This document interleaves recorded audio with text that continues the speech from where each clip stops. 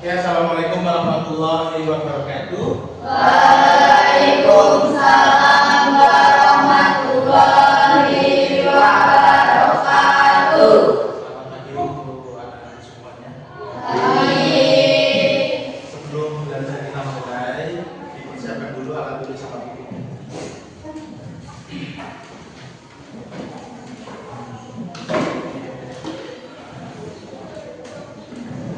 Adakah temanmu yang hari ini nggak berangkat? Ada bunga, Cindy, Ferdi,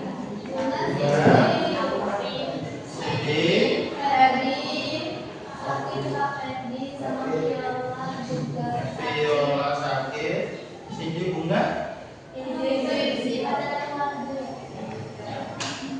Empat. Alvin, sama Sandi. Sandi, Alfa. Nah, oke anak-anak semuanya, kita hari ini belajar tentang materi yang kemarin. Kita kemarin sudah membahas sedikit banyaknya tentang berpikir komputasional. Ada yang masih ingat kemarin kita belajar ada berapa komputasional? Ada empat. Satu, panggilan pertama, komposisi. Dua, pengenalan pola. Tiga, abstraksi. Empat, Algoritma. nah, dekomposisi, pengenalan pola, dan abstraksi mungkin kalian sudah sedikit banyaknya udah jelas di situ. Nah, bagian yang pilihan keempat tentang algoritma. Nah, algoritma ini kan cakupannya banyak. Bahkan sampai nanti kalian di kelas 3 pun masih bertemu dengan materi algoritma. Nah, di pertemuan kedua kita akan membahas tentang algoritma itu sendiri. Itu ya. Coba dibacakan. Kemarin algoritma berpikir secara algoritma itu apa sih? Adalah serangkaian manfaat yang jelas, terurut dan logis untuk memecahkan masalah atau mencapai tujuan. Dengan bantuan kan berpikir komputasional itu kan dengan bantuan teknologi. Salah satunya komputer. Jadi algoritma itu masih sama dengan yang sebelumnya. Cuman dia itu langkah-langkah untuk mencapai tujuan. Oke anak-anakku semuanya, kita hari ini belajar tentang algoritma. Jadi judul besarnya yaitu kita adalah pengenalan algoritma. Nah, di dalam pembelajaran kali ini nantinya kalian akan mendapatkan, mungkin enggak terlalu jelas ya, zoom. Nah, kelihatan yang paling ujung di pertemuan kali ini, Bapak di sini hanya mengajar selama 1 jam pelajaran. Di dalam 1 jam pelajaran, paling tidak nanti kalian akan mendapatkan 2 tujuan ini tercapai. Yang pertama, nanti salah satu di antara kalian akan dapat menjelaskan pengertian dan ciri-ciri dari algoritma itu sendiri. Kemudian yang kedua, kalian nanti dapat mengidentifikasi apa sih itu algoritma. Bisa dikatakan algoritma itu seperti apa, karena dia memiliki identifikasinya. Ya. Kemudian ada pertanyaan pematik di sini. Bapak kasih satu-satu. Dari yang ujung dulu. Bagaimana cara kita membuat kopi setiap pagi? Langkah yang pertama, panaskan air. Menuangkan gula dan kopi. Air yang sudah panas diaduk. Ada yang kurang? Ada yang kurang kan? Dia enggak ambil dia mau tuang kemana gitu, mau dicobek mungkin kan, dipiring nggak mungkin juga. Nah, artinya urutan yang kalian buat itu belum sesuai dengan algoritma. Berpikir algoritma kita, kalian harus mencapai sebuah tujuan tapi dengan step by step, langkah demi langkah, jangan ada yang di skip. Kemudian yang kedua di sini, mengapa resep makanan selalu berurutan? Karena agar mudah untuk menyiapkannya. Yang lain, agar menghasilkan masakan yang enak. Apa yang benar? Apa yang benar? Mengapa resep makanan selalu berurutan?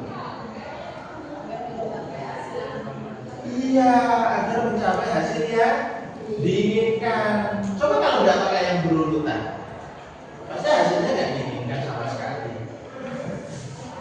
Ya toh? Ya.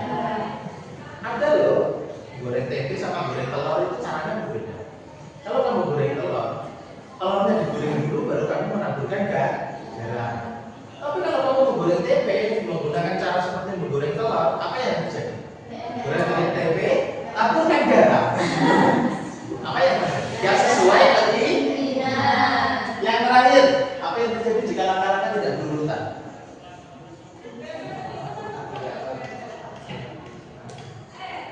Tidak akan menghasilkan apa dia? Ya, tidak menghasilkan yang sesuai. Kalau nggak berurutan, orang itu kalau nggak berurutan dia pasti celok. Hasil yang didapatkan di akhir semuanya pasti akan benar. Nah, dari ketiga ini kamu sudah memahami. Artinya kamu itu sudah mengetahui algoritma itu apa sih? Ya kan? Kamu itu sebenarnya sudah memahami. Nah, bagaimana algoritma itu di dalam kehidupan sehari-hari yang nantinya akan bermanfaat untuk kita semua. Nah, di dalam pembelajaran algoritma nanti ada beberapa langkah. Kalian akan melakukan pengertian dari ini tadi. Kemudian kalian akan menemukan ciri-cirinya.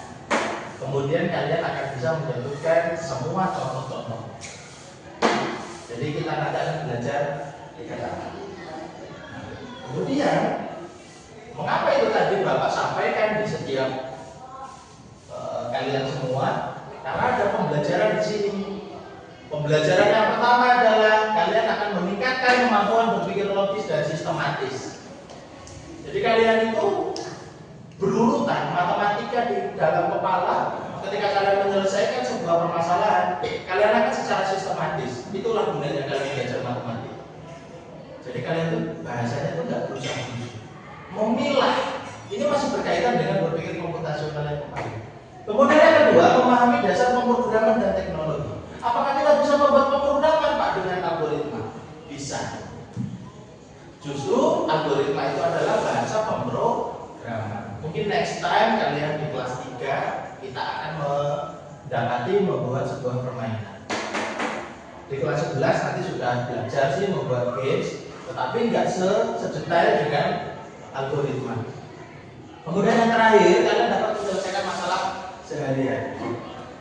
Jadi kalian itu, kalau kalian sudah menanamkan algoritma nantinya dalam artian kalian sudah tidak bisa beralasan. Contoh, datang terlambat, kenapa?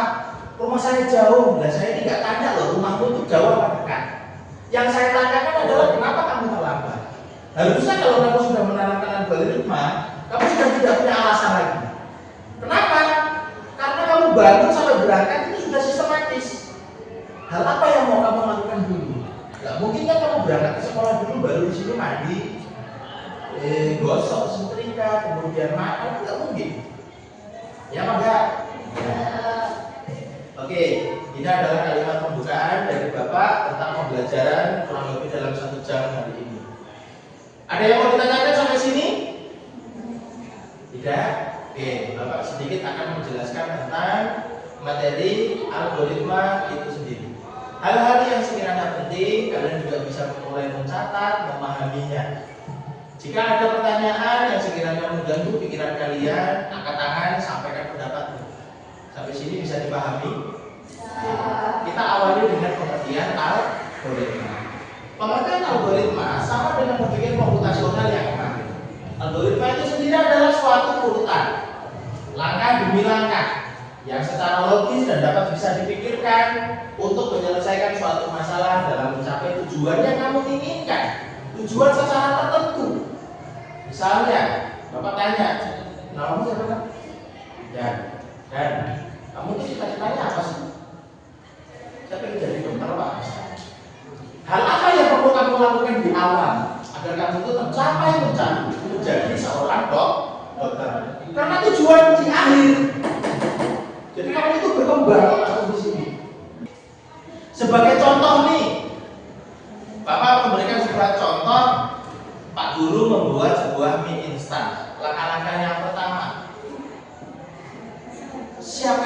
dulu 400 ml. 400 ml itu hampir setengah liter. Kalau enggak ya sekitar 3 gelas air.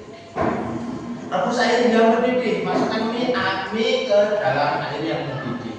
Masak selama 3 menit. Tambahkan bumbu, aduk rata dan sajikan. Selesai. Di sini. Jadi dia nggak pakai ini Pak, nggak pakai wadah ini Pak. Kalau di orang Cina biasanya nggak pakai. Kalau ini orang Cina nggak pakai wadah. Orang Cina itu masaknya di teflon, makannya juga di. Kamu tinggal makan nasi, ambil langsung lauk dari situ. Ya apa tidak? Ya. Tapi kalau buatan kopi, masa jadi pancing kamu bilang. Nah ini sebagai contoh yang sederhana. Kalian nanti bisa membuat contoh yang lebih komplit secara detail. Langkah-langkah ini tidak harus di kehidupan kalian sehari-hari, bahkan di angan-anganmu kalian sudah membuat draft. Hal-hal apa yang harus saya lakukan? Mengapa urutan itu penting? Bayangkan jika kita memasukkan bumbu sebelum air mendidih atau memasukkan mie tanpa air, hasilnya pasti tidak sesuai dengan harapan. Kamu pernah lihat masak mie tanpa air? Karena mie goreng Pak, ini kan nggak usah pakai air Pak, pakai mie. Ya, itulah mengapa algoritma itu harus berurutan. Dari itu semua, kamu sudah mengetahui ya penjelasannya. Tadi apa algoritma? Urutan atau langkah-langkah untuk mencapai tujuan. Contohnya itu tadi. Sekarang ciri-ciri. Yang pertama harus clear. Sampo clear, bersih dari segala noda. Jadi ciri-ciri yang pertama bisa dikatakan algoritma adalah langkah itu harus mudah dipahami dan tidak ambigu. Ambigu itu apa sih Pak? Bahasa yang sulit untuk dipahami. Contohnya, panaskan air. Panaskan air. Air kalau sudah panas, ya berarti kan sudah bisa dikatakan panaskan air. Tapi dibanding dengan panaskan air hingga suhunya mencapai 100 derajat Celcius, bagusan yang mana? Bagusannya pakai 100 derajat toh? Artinya apa? Kalau ini panaskan air hingga 100, artinya dia airnya sudah mendidih. Coba kalau kamu panaskan air sudah belum? Sudah. Ya sudah kalau gitu sih. Masukkan minyak, padahal airnya belum mendidih. Jadi bahasanya itu harus pas, sesuai dengan bahasa Indonesia. Jangan memberikan kata ambigu, sulit dipahami. Panaskan air, anggap berarti kan kita sudah mulai panas. Boleh dimasukkan, boleh. Kamu kalau mandi air hangat, masa iya air yang kamu buat mau mandi sampai 100 derajat Celcius? Kan nggak mungkin. Kalau sampai 100 derajat Celcius, pasti kamu masukkan air yang dingin banyak biar hangat. Kemudian yang kedua, finite terbatas. Ya ini bisa dikatakan limit lah. Algoritma harus berakhir dalam waktu yang terbatas. Maksudnya masak mie selama 3 menit. Ya nggak mungkin kok masak mie selamanya. Nggak mungkin kan? Masa iya kamu mau masak mie ditunggu sampai 2 kali 24 jam? Nggak mungkin. Yang memasak bukan minyak aja, kompor mungkin udah meledak gitu. Ya, jadi ada bahasa terbatas. Masak air apa? Ya besok Pak, sampai kapan? Ya 2 minggu yang berikutnya Pak. Nggak mungkin. Jadi ada kata terbatas. Kemudian ada ketiga, input, memiliki masukan yang jelas. Jadi di dalam sebuah program, sebuah tujuan, kamu itu ada treatment. Apa itu treatment? Perlakuan, keinginanmu, apa yang mau kamu rubah di dalam struktur itu tadi. Memiliki masukan yang jelas. Contoh, mie instan, air dan bumbu. Ini keinginanmu. Masukkan bumbu, masukkan air, masukkan bumi. Artinya apa?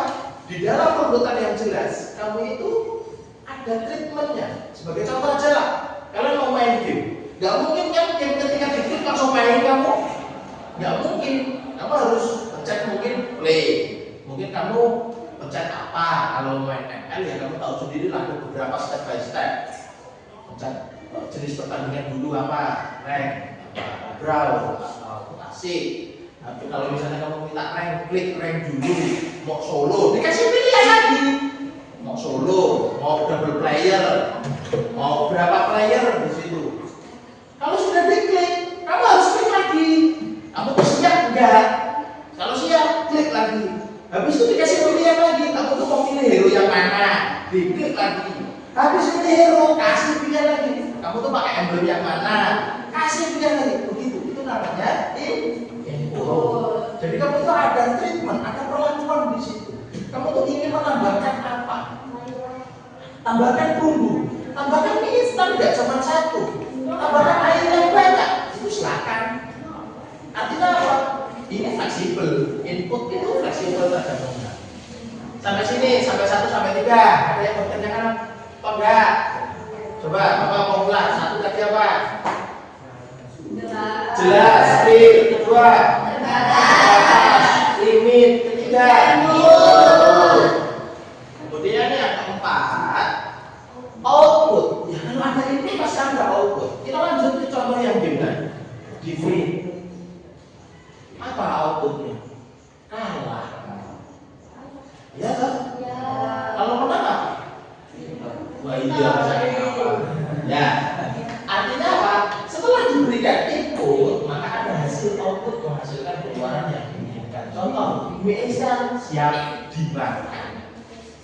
Kemudian yang kelima, efektif. Apa itu dapat dilaksanakan dengan sumber daya yang ada? Contoh, menggunakan kompor rumah biasa, menggunakan api unggun. Ya boleh kamu mau api unggun, kamu berpasang ini silakan. Itulah artinya apa? Dia efektif. Kalau mau efektif, kamu pakai kompor rumah.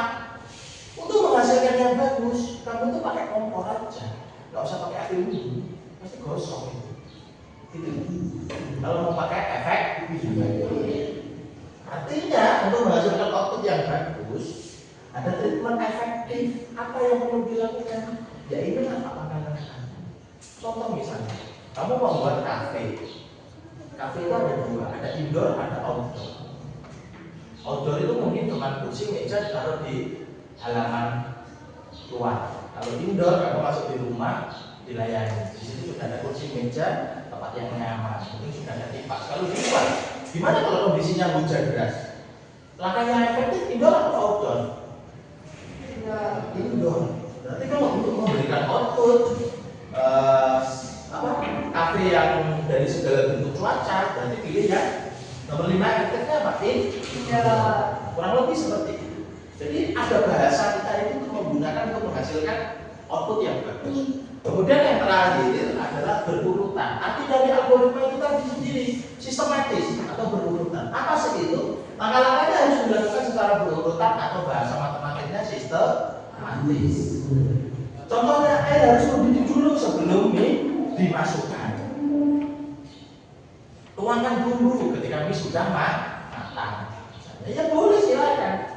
Kalian akan membuat nanti kalian akan membagi beberapa menjadi tugas kelompok.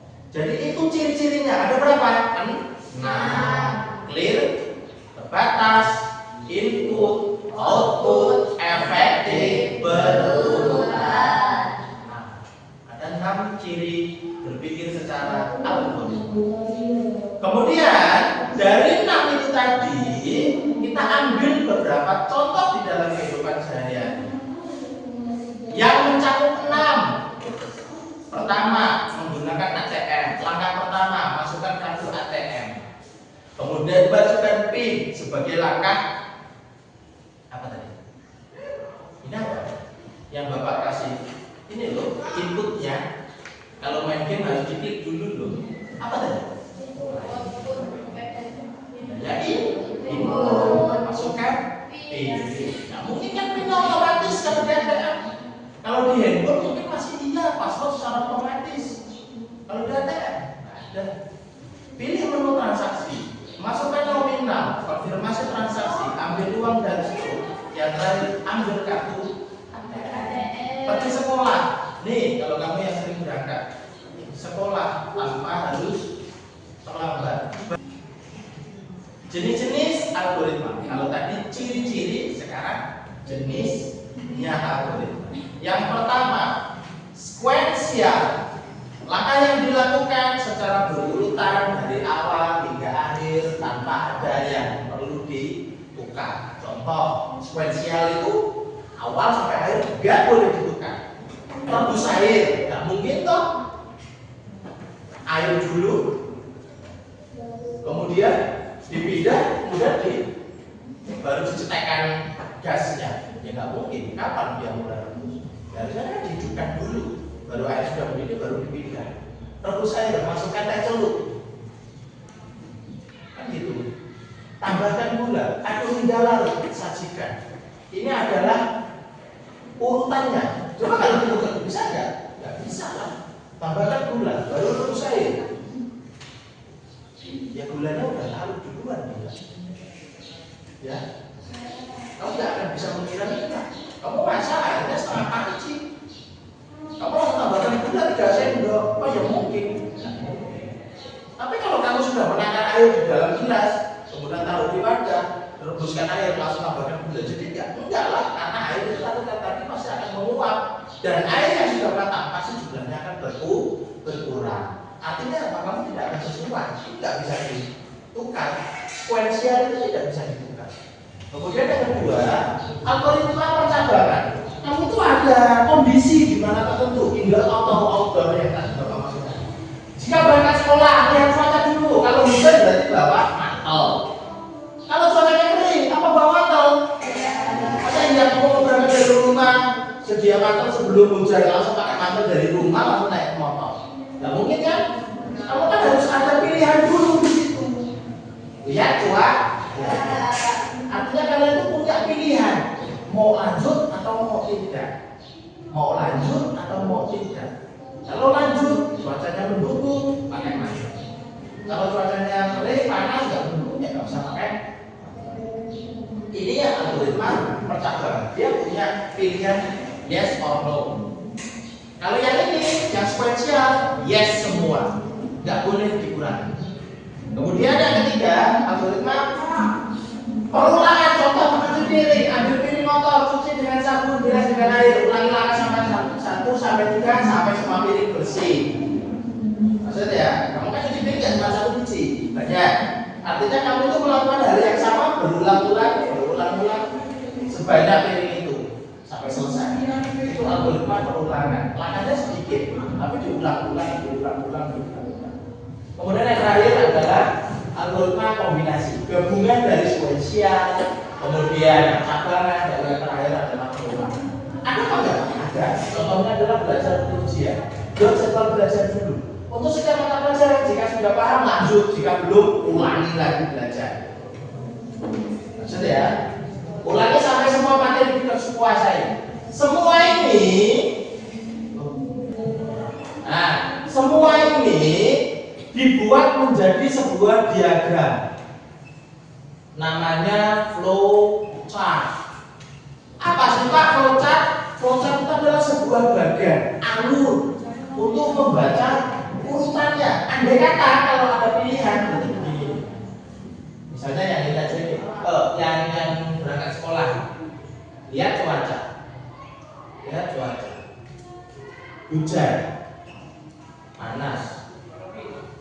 Terus di sini masuknya apa? Di sini gimana? Nanti tiba-tiba dua-duanya sama-sama datang tiba di sekolah. Nah, semuanya tiba di sekolah. Artinya apa? Ini adalah sebuah diagram. Flow chart. Sampai sini mau ditanyakan? Ada 4 yang termasuk ke dalam jenis algoritma: sekuensial, percabangan, perulangan, kombinasi. Atau ini kombinasi itu bisa dikenal dengan sebutan hybrid. Algoritma hybrid. Hybrid itu artinya gabungan untuk mencapai algoritma yang sama. Sampai sini ada yang mau ditanyakan? Bahasa Bapak sudah jelas? Ya. Kita mulai bagaimana cara untuk memahami lewat penyakit ya. Simulasi algoritma membuat kopi ini sekuensial. Urutannya harus sesuai. Bagaimana Pak? Lihat urutannya, lihat gambarnya aja lah kalau kamu terus. Kita mulai. Ambil kopi, wadah. Masukkan 2 sendok kopi bubuk ke dalam gelas. Rebus air hingga mendidih. Tuangkan air panas ke cangkir.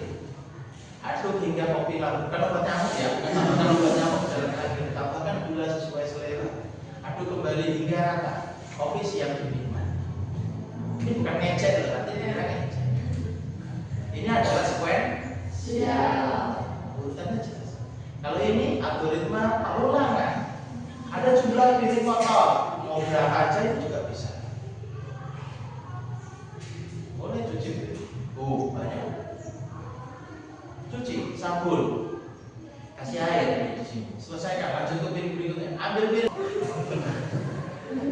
Sampai sini ada yang mau ditanyakan? Kelihatan ya? Oke, kalau sudah semua, tidak ada yang perlu dipertanyakan. Bapak akan berikan tugas secara kelompok. Bapak akan bagi sesuai dengan tempat dudukmu. Nomor 1, nomor 2, nomor 3. Masing-masing kelompok akan mendiskusikan hal yang sama. Tetapi nanti jawaban kalian pasti akan berbeda. Dan setiap perbedaan itu nanti bisa disampaikan. Ada yang mau ditanyakan? Cukup? Akan mulai mudah. Iya. Satu saja. Tulis nama kelompok.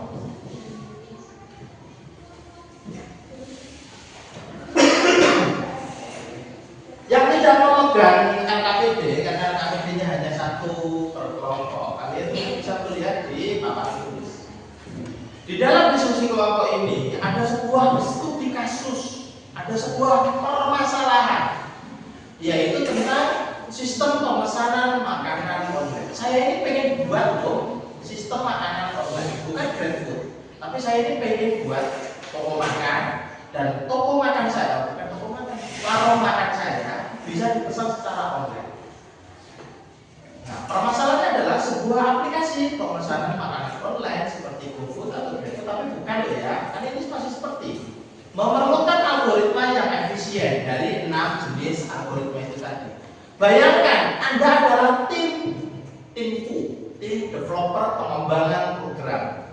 Kalian saya tugaskan untuk membuat sebuah program pemesanan makanan yang bisa diakses secara online.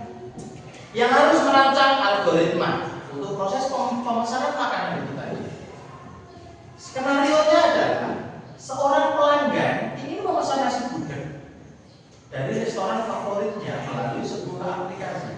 Proses ini melibatkan berbagai tahapan, mulai dari memilih makanan. Tahapannya ini, memilih makanan. Pertamanya apa? Memilih makanan hingga makanan sampai ke tangan pelanggan. Kamu buat itu nanti. Bagaimana? Apa memilih makanan langsung tiba? Silakan. Apa memilih makanan dibuat alurnya ke sini dulu? Masukkan data nama, alamat, kemudian langsung top up pembayaran. Silakan. Kamu pokoknya dikasih awal dan akhir. Pokoknya saya pengennya awal itu langsung bisa memilih makanan, kemudian yang terakhir orang itu sudah langsung mendapatkan. Di sini pertanyaan ini masuk apa belum? Nomor 1, kamu itu membuat semua langkah dulu. Kayak halnya kamu membuat kopi panas. Kemudian dari semua langkah-langkah dari nomor 1, kamu kelompokkan menjadi 3 jenis algoritma. Ya, paham? Panduan solusinya berdiagram alur dosa tadi. Gunakan bahasa yang jelas dan tidak ambigu. Pertimbangan berbagai kemungkinan kondisi. Ini tadi ditanya, ada sama enggak sih? Ya toh? Itu kan kondisi. Pikirkan efisiensi waktu dan sumber daya. Alamatnya di mana? Masa ya makanan mau diantar sampai ke provinsi? Nggak mungkin kan? Diskusikan dengan anggota tolong. Oke, yuk, Bapak kasih waktu 15 menit. Selesai di sana. Ya, dibagi aja. Apakah semuanya termasuk sekuensial? silakan. Apa ada di dalamnya percakapan? Juga silakan. Semuanya tergantung dari langkah nomor 1. Soal nomor 1 itu juga dulu kita. Ya. Ayo langsung aja nih. Kalau nggak gitu nanti nggak selesai. Kita bapak cuma 45 menit. Bisa tak? Kasih nama dulu, kasih nama. Kopi. GrabFood sudah ada. Boleh lah, misalnya nih. Kamu kalau punya motor Supra di rumah ya SupraFood.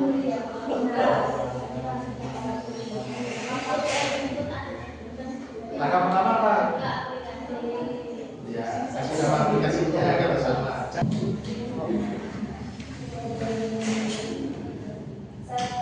Buka aplikasi GoFood. Ah, GoFood toh. Yo wes yo. Ya ya. Dua, klik pencarian. Ya. Tiga, menu makanan yang diinginkan. Empat, kemudian klik kasih ide. Ya. 5. Pilih isi menu sesuai selera, pedas atau manis. 6. Isi alamat. 7. Pilih metode pembayaran. 8. Lalu klik pesan. 9. Pastikan pesanan sampai tujuan. Oke. Nomor 2, gantian orang. Jenis algoritma sekuensial yang 1-9. Perjalanan 5-10. Kado lama 7-9. 7 sampai 9. 7 sampai 9 itu artinya apa ya? Yang mau diulang-ulang nomor 7 tadi apa? Apa? Hah? Oh, milih metode pembayaran. Kok bayar? Bayaran ada gagal. Oke, kita kasih tepuk tangan semua.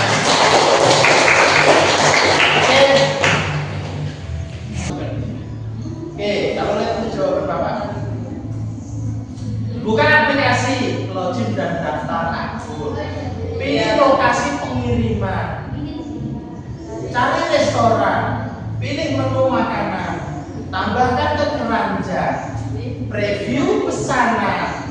Pilih metode pembayaran. Konfirmasi pesanan. Restoran, terima pesanan. Driver ambil pesanan. Driver antar ke pelanggan. 14. Pelanggan terima makanan.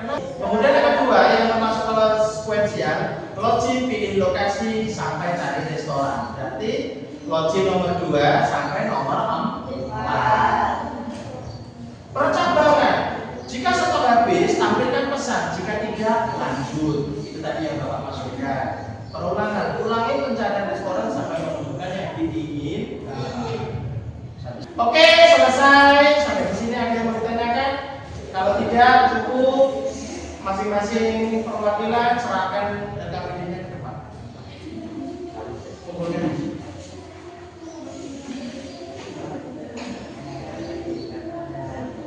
Ya, ini singkat padat, jelas. Oke, kalau sudah, kita latihan soal terlebih dahulu.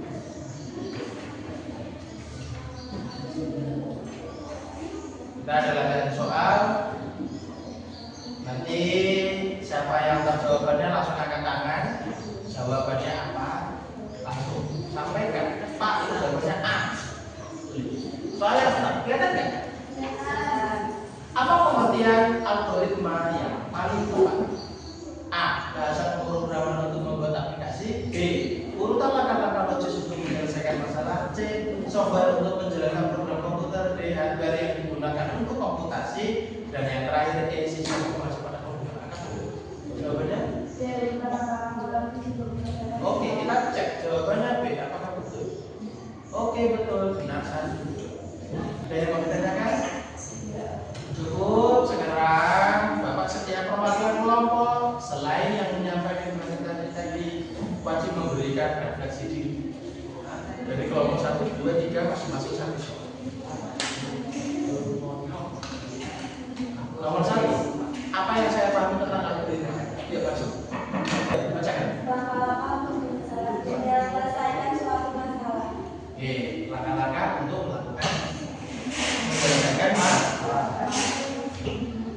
Nomor 2.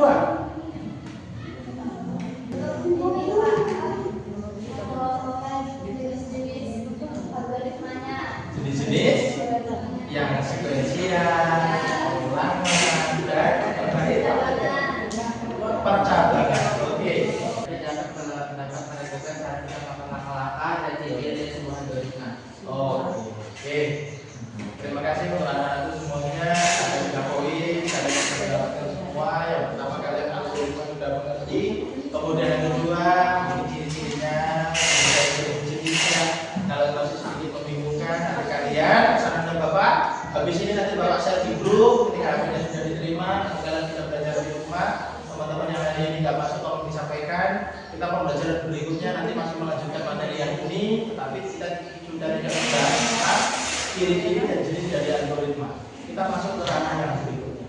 Kemudian yang ketiga, kalian juga sudah memberikan pengalaman paling menarik bahwasanya algoritma itu sudah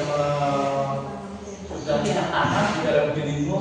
Setiap kalian ingin mencapai sebuah tujuan, kalian ada hal yang kalian inginkan dan kalian bisa melakukan langkah-langkah itu step by step. Ada yang mau ditanyakan? Ya.